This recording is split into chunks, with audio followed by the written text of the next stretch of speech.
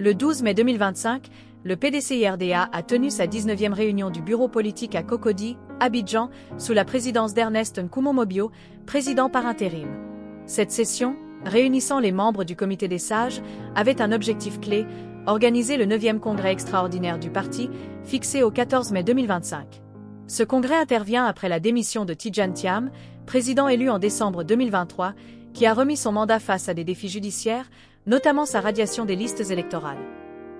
La réunion a débuté par un hommage au professeur Philippe Kopliboni, décédé le 6 mai 2025, suivi du discours du président par intérim, lu par le vice-président Georges-Philippe Ezalé.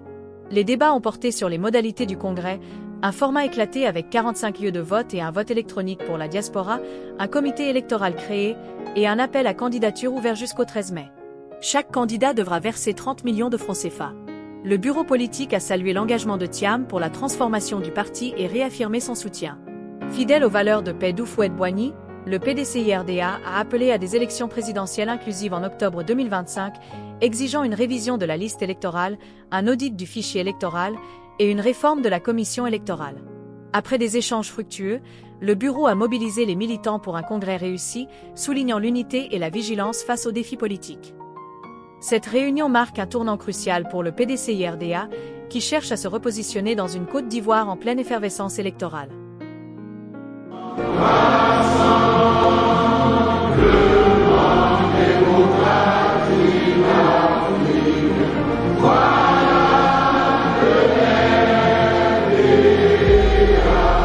Adresse du président Tidjane Thiam aux militantes et militants du PDCI-RDA.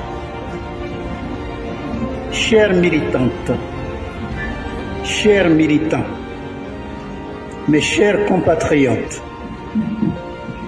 c'est avec un cœur lourd, mais la tête haute, qu'après de longues réflexions, je m'adresse à vous. Depuis des mois, je suis l'objet d'un harcèlement judiciaire inique et insidieux, orchestré dans l'ombre, mais porté à visage découvert par des personnes manipulées, avec pour seul objectif de m'écarter de la vie publique et politique, de me priver de mes droits fondamentaux de citoyen, de porter atteinte à ma dignité, jusqu'à me contester ce qui est le socle de toute existence humaine, ma nationalité. Toute ma vie a été pétrie aux valeurs ancestrales de ce pays où je suis né et où j'ai grandi. L'éducation que m'ont inculquée mes parents est fortement inspirée de la philosophie humaniste faite de paix, de respect de la personne humaine, de tolérance, de rejet de toute forme de violence que le père fondateur de la nation ivoirienne nous a légué. Malheureusement, il semble que certains d'entre nous n'ont rien retenu de l'histoire récente et combien douloureuse de notre pays. Toutes ces manigances visent à entraver la marche vers le pouvoir d'État du PDCI-RDA, qui m'a plébiscité comme président et son candidat à l'élection présidentielle d'octobre 2025 prochain. On veut ainsi m'écarter du débat démocratique, non pas pour l'espoir d'une autre Côte d'Ivoire est possible, dont le candidat du PDCI est porteur, mais par l'instrumentalisation de la justice à des fins politiques. Une voie qu'on veut rayer du débat démocratique, non pas par les idées, mais par la persécution. Je dirige depuis 17 mois le PDCI-RDA, sans que les autorités ivoiriennes compétentes, régulièrement informées, n'aient eu à émettre des réserves sur ma nationalité ivoirienne condition pourtant obligatoire pour diriger un parti politique en Côte d'Ivoire. Alors que l'on était en droit d'espérer des élections inclusives, transparentes et apaisées, force est de constater que la radiation injustifiée du candidat du PDCI-RDA de la liste électorale vient s'inscrire dans la logique de l'élimination des leaders des principaux partis politiques de l'opposition pour se garantir des élections sur mesure.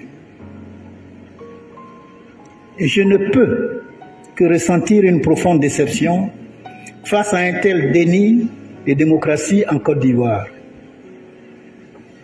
On m'a refusé, en avril 2025, un certificat de nationalité au mépris de l'histoire, des textes et des traditions de notre pays.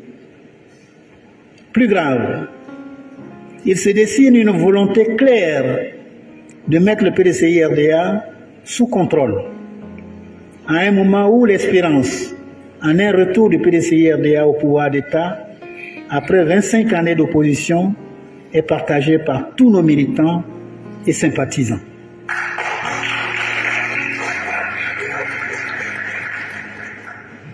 Ce que nous défendons transcende nos personnes. À ce stade, et dans l'intérêt du parti, je décide de remettre entre vos mains mon mandat de président du parti. Les autorités ont récemment affirmé que j'étais indubitablement ivoirien.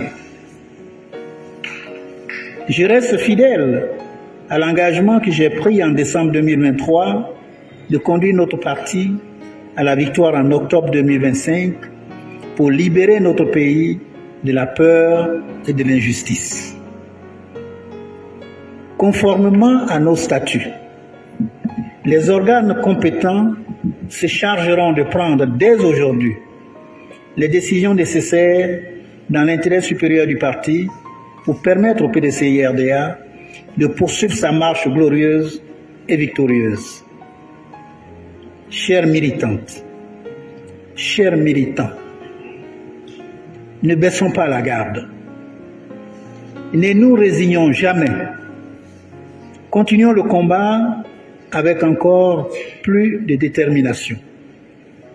Tous ensemble, pour la victoire en octobre 2025, avec une foi inébranlable en notre avenir commun.